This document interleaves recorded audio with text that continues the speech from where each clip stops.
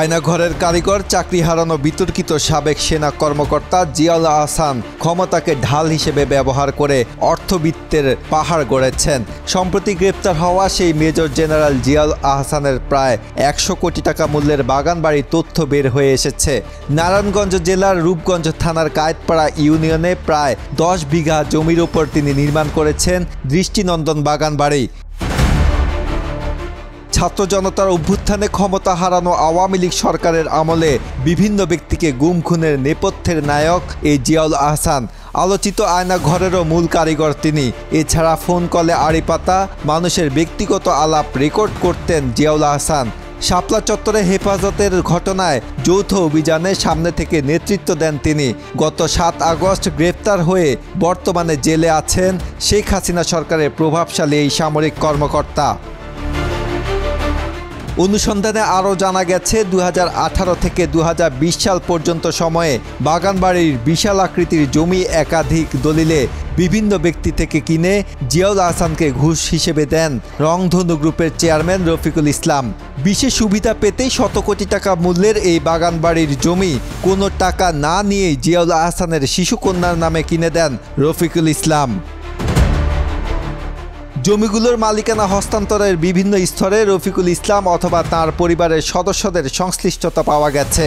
এদিকে অবৈধ এই সম্পদের তথ্য গোপন করতে জিয়াউল আহসান বাগানবাড়ির জমিগুলো রেজিস্ট্রি করেছেন তার শিশুকন্যা তাসপিয়া আহসান জয়িতার নামে। দলিলে মাত্র ১২ বছর বয়সী জয়িতাকে নাবালিকা হিসেবে দেখানো হয়, অর্থাৎ জয়িতা শিশু থাকা অবস্থায় কোনো আয়ের উৎস না থাকলেও পিতা জিয়াউল আহসানের বদৌলতে শত কোটি টাকার বাগানবাড়ির মালিক বনে গেছে। অনুসন্ধানে পাওয়া নথি বিশ্লেষণ করে দেখা গেছে এনটিএমসির সদ্য অব্যাহতিপ্রাপ্ত মহাপরিচালক মেজর জেনারেল জিয়াউল আহসানের নাবালিকা মেয়ে তাসপিয়া আহসান জয়িতার নামে একাধিক দলিলে কেনা হয়েছে বাগানবাড়ির পুরো জমি। এর মধ্যে বাগানবাড়ির জন্য প্রথম জমি রেজিস্ট্রি হয় ২০১৮ সালের ১ নভেম্বর। ওই সময় জয়িতার বয়স ছিল ১২ বছর ৬ মাস ৬ দিন। দলিলে জয়িতার বাবা ও মায়ের নাম উল্লেখ করা হয়েছে যথাক্রমে জিয়াউল আহসান ও নুসরাত জাহান, আর জিয়াউল আহসানের বাবা ও মায়ের নাম উল্লেখ করা হয়েছে যথাক্রমে নাসির উদ্দিন আহমেদ ও হোসনে আরা বেগম।